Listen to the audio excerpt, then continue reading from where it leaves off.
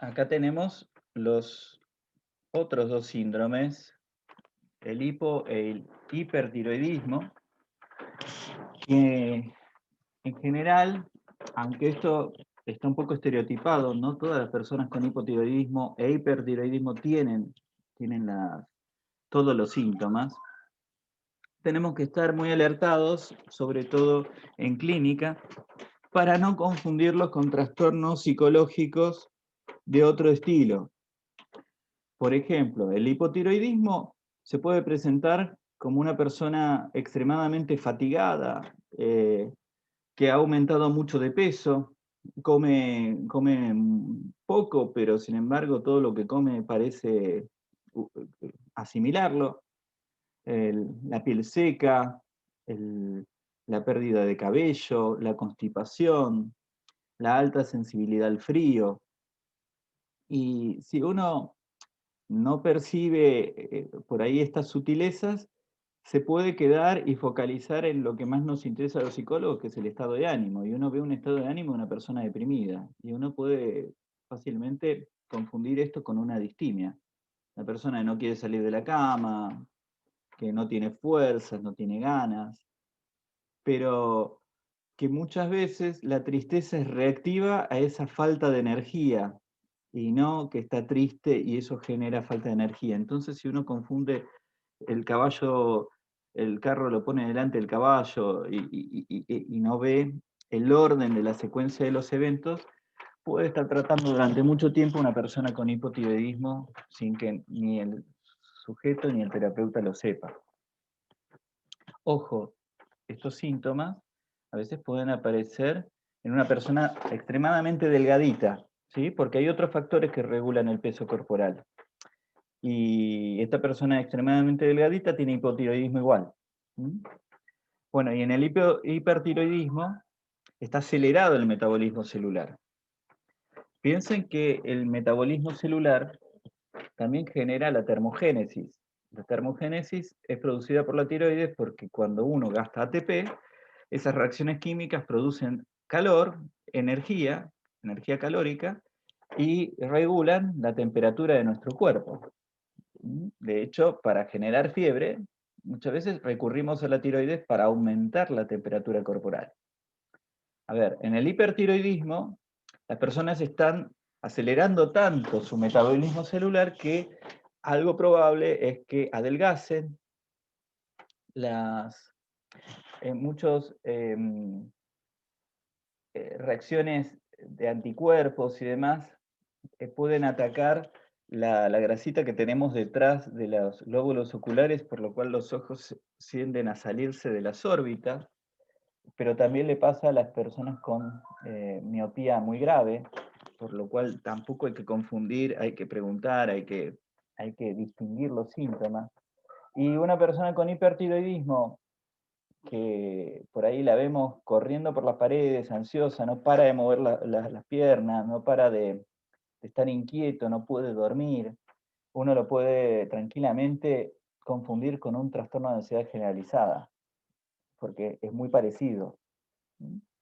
Pero uno tiene que detectar, por ejemplo, el bocio, el ostagmo de los ojos, uno tiene que escuchar muchas sutilezas para de repente decirle, mira, vamos a ir a un médico clínico, quiero sacarme la duda si no tenés hipertiroidismo, por ejemplo, ¿sí?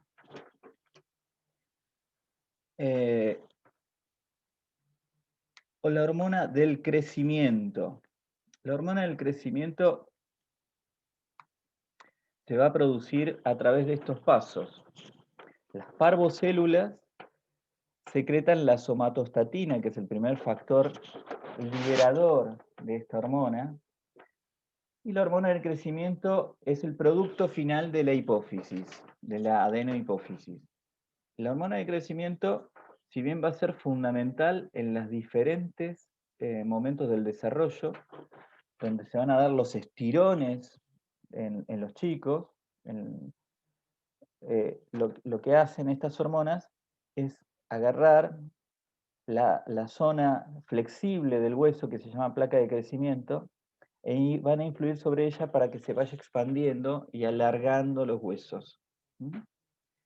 La hormona de crecimiento, si bien es fundamental para el crecimiento de los huesos, también es fundamental para la replicación de las células y para su crecimiento. Por lo cual, la hormona de crecimiento se sigue produciendo hasta los 50 años.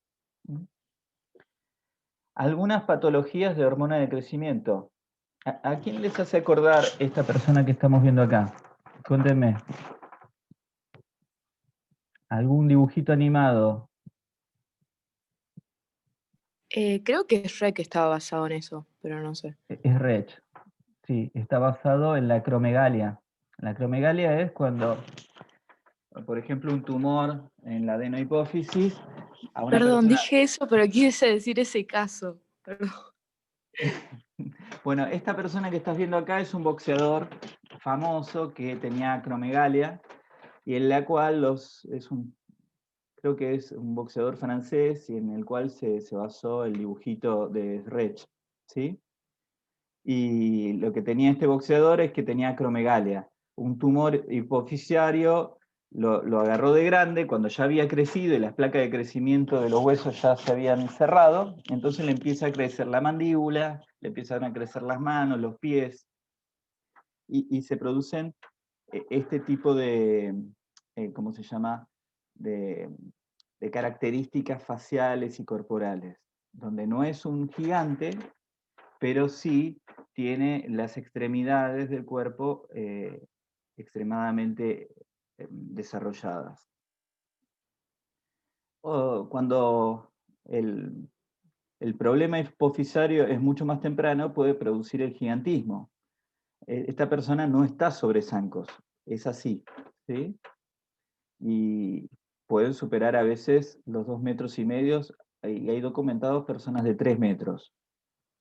Lo cual les da mucha fragilidad al sistema vascular. Piensen en un sistema vascular que tiene que llevar sangre al cerebro a semejante altura. Es como si la bomba de agua de una casa preparada para 2 pisos tiene que alimentar al Burj Khalifa o a un edificio de muchos pisos. Por lo cual, los Mucha trastornos. lentitud, ¿Cómo? profesor. Sí. Pensaba que debe producir mucha lentitud, ¿no? En los procesos mentales, ¿o no? Bueno, El hecho de que tengan que alimentar. mucho esfuerzo vascular, y una de las principales causas de muerte del gigantismo es muertes más bien prematuras por fallas cardiovasculares. Imagínense bombear a un cuerpo de estas dimensiones Claro, con un corazón preparado para las dimensiones de este individuo. claro, definitivamente. Sí. Y vamos a ir ahora a la regulación de la energía. Una cosa interesante es que la hormona de crecimiento se produce en mayor medida cuando dormimos. De hecho, la hormona de crecimiento también fomenta al aumento del sistema inmunológico, para que el sistema inmunológico nos recupere. Entonces, cuando estamos enfermos, nos sentimos mal, y naturalmente generamos algunas hormonas para inducirnos el sueño, y cuando nos sentimos enfermos queremos meternos en la cama y dormir.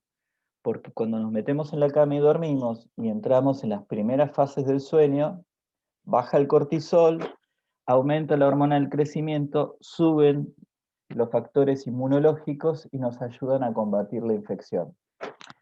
También dormir es muy importante para que, por ejemplo, los chicos en desarrollo crezcan. Casi no hay hormona de crecimiento si están las 24 horas despiertos. Regulación de la Mario, energía. Perdón, ¿quién habló? Sí. preguntaron en el chat si siguen habiendo casos de gigantismo.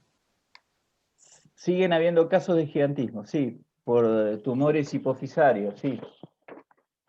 Tumores hipofisarios es una de las causas más comunes, es decir, que la hipófisis empieza a producir demasiados factores de hormona de crecimiento debido a una presión indebida del tumor. Regulación de la energía. Les voy a mostrar algunas fuentes hormonales.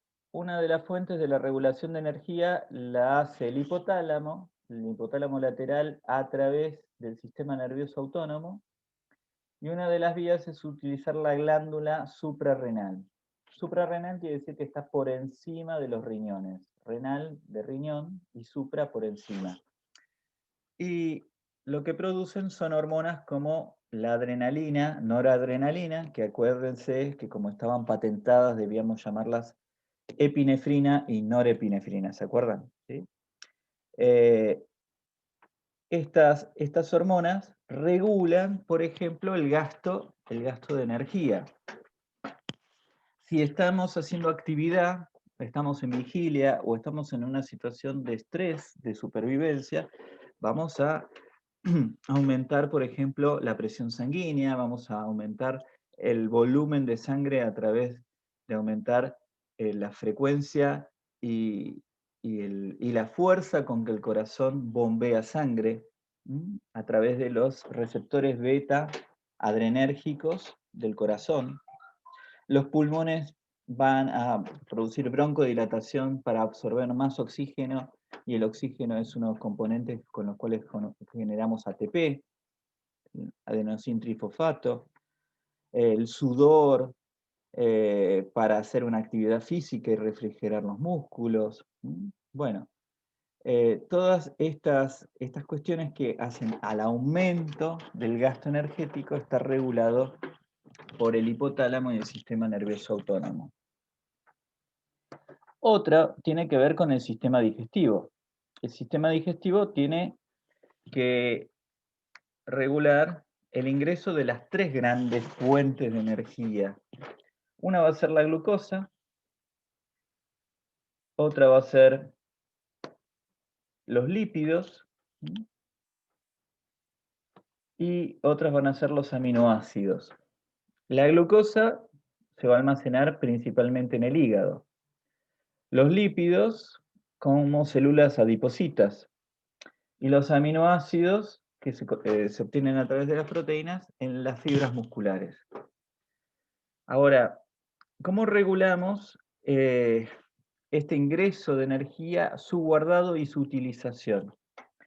Para esto es fundamental la glándula del páncreas. ¿Todos tienen idea qué cosa importante produce el páncreas? ¿Quién me puede decir por lo menos una hormona importante del páncreas? Insulina. Insulina, perfecto. Glucagón, perdón, que se llama así, y la insulina. Son las dos grandes hormonas que produce el páncreas. Y yo acá se los dividí en tres fases. Cuando uno está habituado a comer en horarios regulares, podemos decir que hay una fase cefálica. La fase cefálica es cuando nuestro cerebro, por condicionamiento clásico, está llegando a las 12 del mediodía y me está empezando a dar hambre, ¿sí? Porque el cerebro está habituado a comer en ese ritmo, en ese momento del ritmo circadiano. Entonces nos empieza a aumentar la insulina y a bajar el glucagón. ¿Por qué? ¿Para qué sirve la insulina? La insulina es la que se está preparando a que va a venir una invasión de alimentos que son potencialmente tóxicos si los dejamos circulando en la sangre, y entonces la insulina sube porque hay que guardarlos, porque el exceso puede dañar el sistema vascular, por ejemplo, o nos puede intoxicar. El glucagón va a disminuir porque cumple la función opuesta. Saca las reservas de las células para llevarlas al torrente sanguíneo. En la fase de absorción nos sentamos a la mesa, estamos comiendo, la insulina se mantiene elevada porque todo lo que vamos empezando a ingerir y a procesar, la insulina lo empieza a guardar, todo el excedente lo empieza a guardar en las células, el glucagón sigue disminuido y empieza a subir el ácido clorhídrico para desgranar todos estos componentes y las pepsinas del estómago. Ahora, ¿qué pasa después de 8 horas? 8 horas que estamos girando en la facultad, dando vueltas, no trajimos plata, no tenemos para comprarnos la medialuna con jamón, ¿no? Y ya pasaron 8 horas y se nos está agotando la glucosa circulante de la sangre. Entonces, ¿qué hace? Disminuye la insulina y aumenta el glucagón y empieza a sacar el glucógeno, que es la forma inactiva. Es como si la glucosa la hubieras puesto en el freezer y está frizada y la estás desfrizando. Y ahora esa insulina liberada te sirve de alimento. El glucagón aumenta, ¿sí?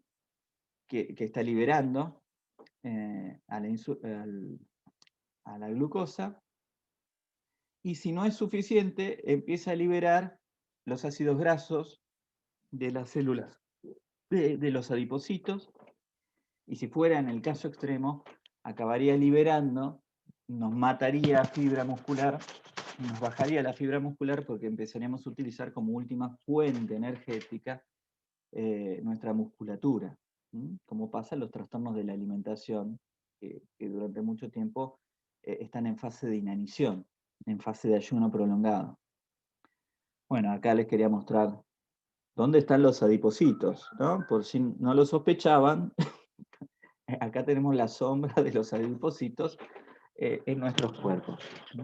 Como el glucógeno es la forma inactiva, la forma como que no podemos utilizar la glucosa, y como el glucagón lo transforma en glucosa y la insulina a su vez en glucógeno. La mayor parte del glucógeno está en el hígado, y los adipocitos, según si el cuerpo es de un hombre o de una mujer, tienden a depositarse más en forma de manzana, dice en el cuerpo androide, y en forma de pera en el cuerpo más ginoide, ¿sí?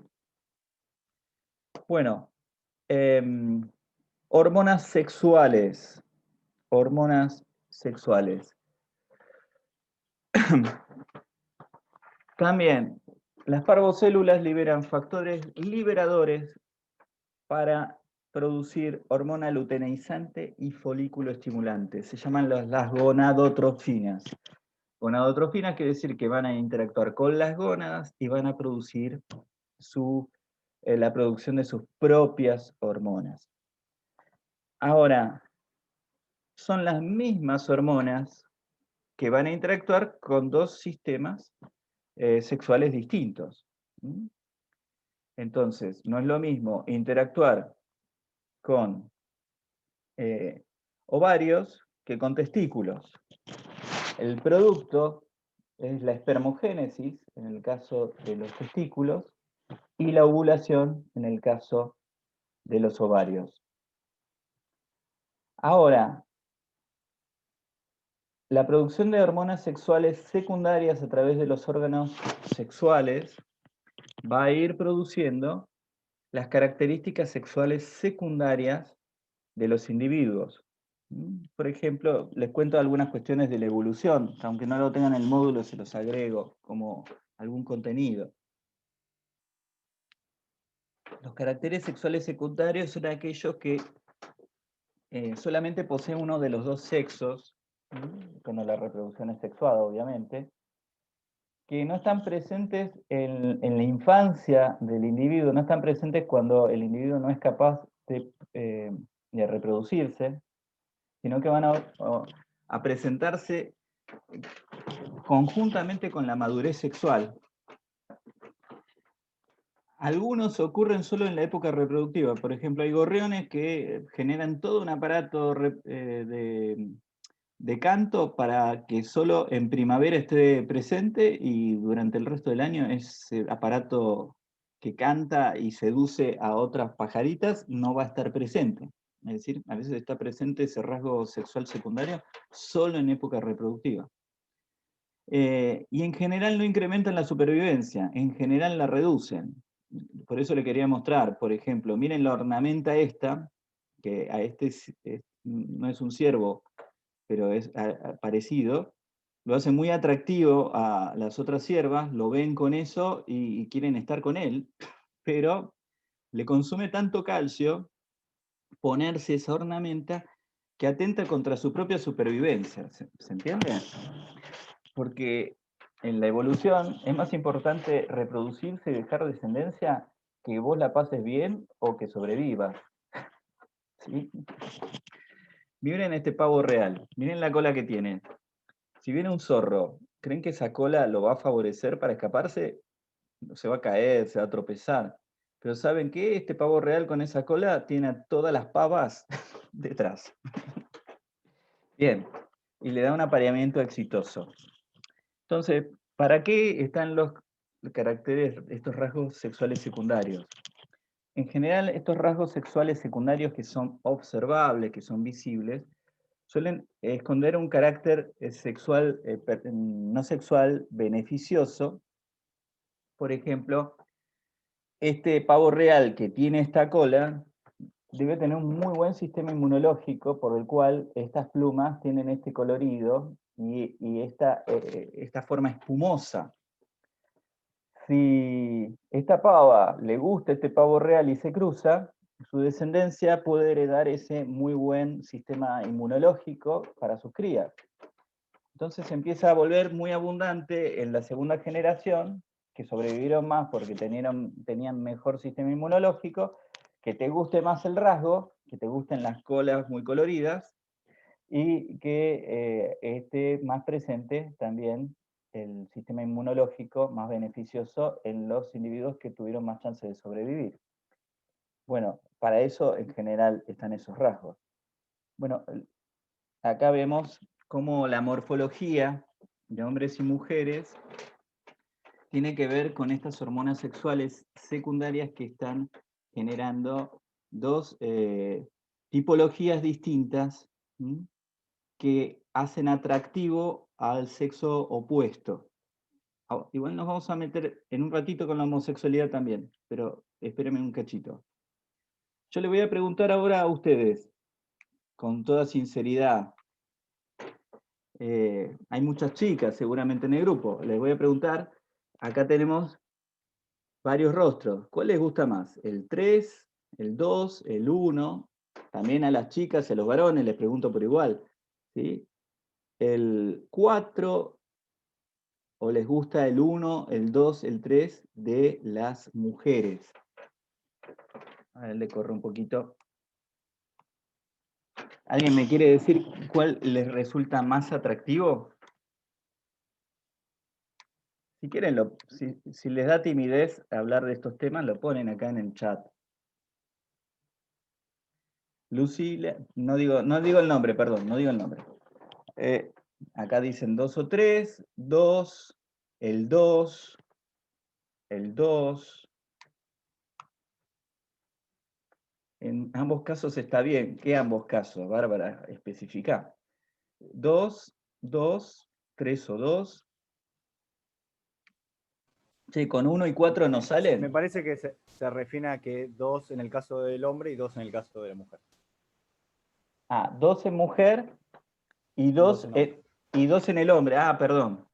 Bueno, y che, ¿qué le pasa a 1 y 4? Sí. 1 y 4 me dicen a ver si le puedo pasar algún teléfono. ¿No hay caso? Son amigos míos, che. Bueno, 1 y 4 tienen que aprender a tocar la guitarra, tienen que subirse al escenario, tienen que hacer cosas estrafalarias, llamar mucho la atención. Y este no tiene que aprender muchas habilidades sociales.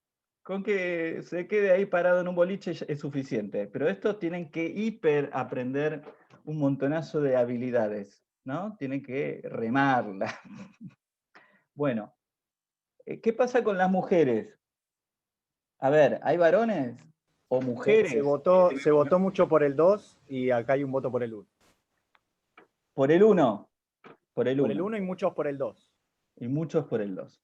Bueno, les cuento algo con respecto a esto. Lo que estamos viendo acá son cuerpos androgenizados y estrogenizados, es decir, son los rasgos sexuales secundarios que se van formando por los niveles de estrógenos y andrógenos que tengan estos individuos.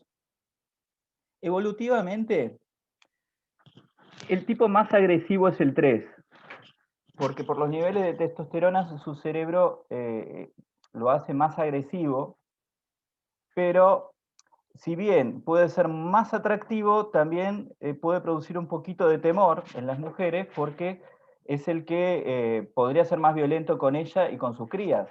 Es decir, evolutivamente, la androgenización excesiva también implica mayor violencia. El 2 puede ser más adecuado porque es lo suficientemente agresivo para defender a su grupo, a su familia, pero no para ser tan violento intrafamiliarmente. Por lo cual, muchas veces las mujeres cuando están no ovulando, eligen el 2. Cuando están en fase de ovulación, eligen el 3. Y esto se vio en este experimento que utilizaron este tipo de imágenes. A la mayoría de los varones suele ocurrirle que el 2 y 3 les resultan más atractivas que 1, y muy poquita o nadie elige, pobrecito, al del medio. En general, los 1 son menos elegidos mayoritariamente. Eso no quiere decir que nunca haya alguien, ¿no? Pero sabemos que estas personas van a tener que trabajar más. Van a tener que desarrollar otras habilidades de seducción. A Probabilístico. otros les va a ser todo más fácil. ¿Qué me decías, Ignacio? Que esto es todo probabilístico. ¿Eh? No, acá no hay... Bien, esto es a nivel, todos los sujetos encuestados que a través de este tipo de experimentos se han mostrado. Veamos el ciclo menstrual. El ciclo menstrual tiene a la hormona luteinizante, la hormona folículo estimulante, que van a inervar a la adenohipófisis. Digo que la adenohipófisis se ha producido y va a estimular el crecimiento de los folículos ováricos para que los óvulos empiecen a producir, acá tenemos un óvulo, para que empiecen a producir, el ovario empiece a producir los óvulos. Bien, esta estimulación que estamos viendo acá, a través de la hormona folículo estimulante, acaba generando que madure el óvulo, ¿sí? Y ese óvulo empieza a producir estradiol. Este estradiol, al mismo tiempo que está produciendo el óvulo que se está desarrollando, va a hacer que la capa de mucosa del útero se prepare para la implantación del óvulo si éste llegara a ser fertilizado. ¿Qué quiere decir? Va a haber toda una mucosa en el útero preparado para la implantación de un óvulo germinado. Estaríamos en esta fase, ¿se entiende? Entre los días 8 y 12, produciendo este momento del ciclo.